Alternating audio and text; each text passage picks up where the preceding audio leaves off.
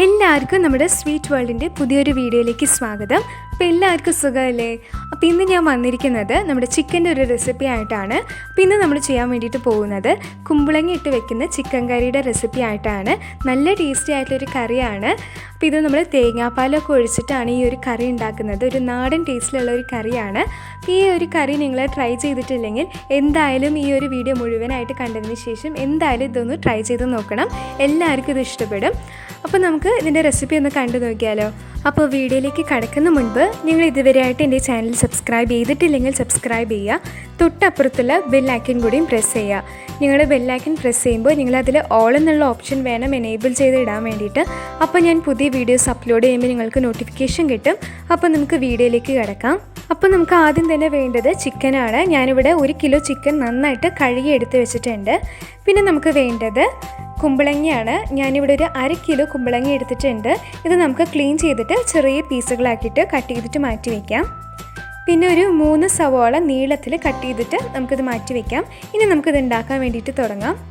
അപ്പോൾ ആദ്യം തന്നെ നമുക്ക് കുക്കറിലേക്ക് ഓയിൽ ചേർത്ത് കൊടുക്കാം. ഓയിൽ ചൂടായി വരുന്ന സമയത്ത് ഇതിലേക്ക് നമ്മൾ കട്ട് ചെയ്ത് വെച്ചിരിക്കുന്ന സവാള ചേർത്ത് കൊടുക്കാം.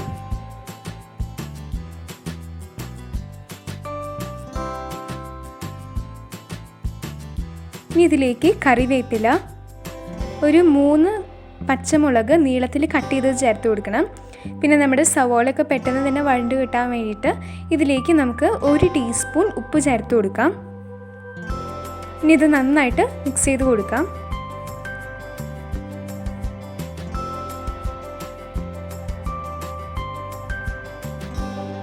അപ്പോൾ ഇപ്പോൾ നമ്മുടെ സവാളയൊക്കെ നന്നായിട്ട് വഴണ്ട് വന്നിട്ടുണ്ട്.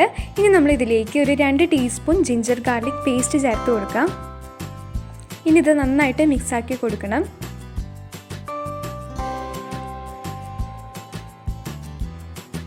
ഇനി ഇതിലേക്ക് ഒരു 1/4 ടീസ്പൂൺ മഞ്ഞൾപ്പൊടി,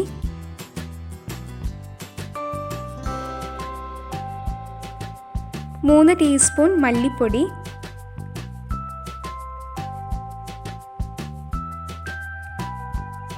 2 ടീസ്പൂൺ മുളക് പൊടി,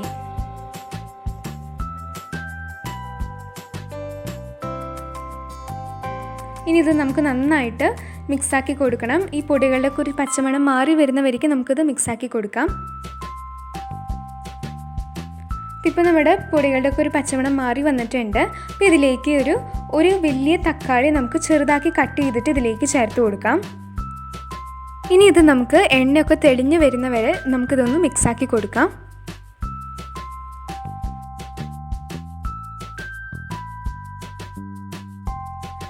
ഇപ്പോൾ നമ്മുടെ എണ്ണയൊക്കെ നന്നായിട്ട് തെളിഞ്ഞ് വന്നിട്ടുണ്ട്. ഇനി നമ്മളിതിലേക്ക് കട്ട് ചെയ്ത് വെച്ചിരിക്കുന്ന കുമ്പളങ്ങയും പിന്നെ നമ്മൾ ക്ലീൻ ചെയ്ത് വെച്ചിരിക്കുന്ന ചിക്കൻ്റെ പീസസ് ഇതിലേക്ക് ചേർത്ത് കൊടുക്കാം.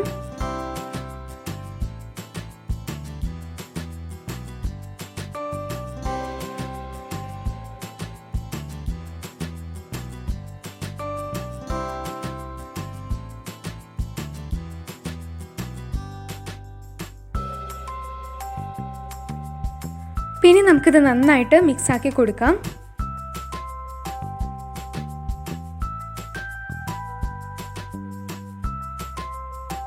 അപ്പോൾ ഇത് നമ്മൾ മിക്സാക്കി എടുത്തിട്ടുണ്ട്.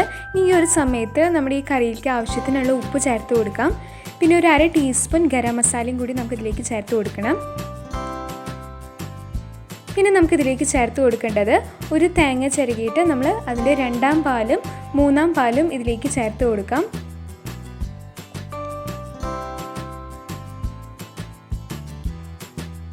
ഇനി ഇത് നമുക്ക് നന്നായിട്ട് മിക്സാക്കി എടുക്കണം.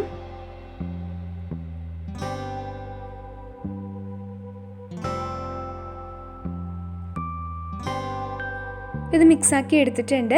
ഇനി നമുക്കിതൊരു 3 വിസിൽ വരുന്നവരേക്ക് നമുക്കിത് ഒന്ന് പ്രഷർ കുക്ക് ചെയ്ത് എടുക്കാം.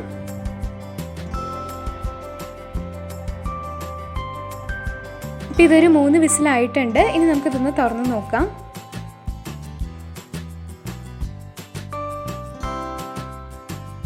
അപ്പോൾ ഇത് ഏകദേശം ഒന്ന് റെഡി ആയിട്ടുണ്ട്. ഇനി നമുക്കിതിലേക്ക് ചേർത്ത് കൊടുക്കേണ്ടത് നമ്മുടെ 1ാം പാലാണ്. നല്ല കട്ടിയായിട്ടുള്ള നമ്മുടെ 1ാം പാൽ ഇതിലേക്ക് ചേർത്ത് കൊടുക്കാം.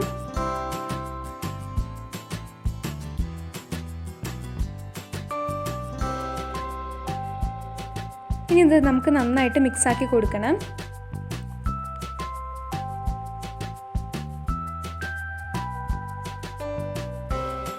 അപ്പോൾ ഇനി നമുക്ക് ഇത് ജസ്റ്റ് ഒന്ന് തിളപ്പിച്ചെടുക്കണം.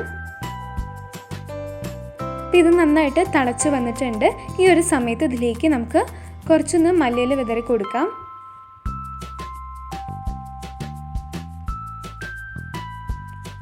അപ്പോൾ ഇനി നമുക്ക് നമ്മുടെ ഫ്ലെയിം ഓഫ് ചെയ്യാം. ഇത് റെഡി ആയിട്ടുണ്ട്. ഇനി നമുക്കിത് നമ്മുടെ സെർവിങ് പ്ലേറ്റിലേക്ക് മാറ്റാം. അപ്പോൾ നമ്മുടെ കുമ്പളങ്ങ ഇട്ട് തേങ്ങാപ്പാലിട്ട് വെച്ച് നമ്മുടെ ചിക്കൻ കറി റെഡി ആയിട്ടുണ്ട്. അപ്പോൾ ഇത് കാണുന്ന പോലെ തന്നെ നല്ല ടേസ്റ്റിയാണ്. ഇനി ഒരു ഭംഗിക്ക് വേണ്ടിയിട്ട് ഇതിൻ്റെ മുകളിൽ നമുക്ക് കുറച്ചൊന്ന് മല്ലിയില വിതറി കൊടുക്കാം.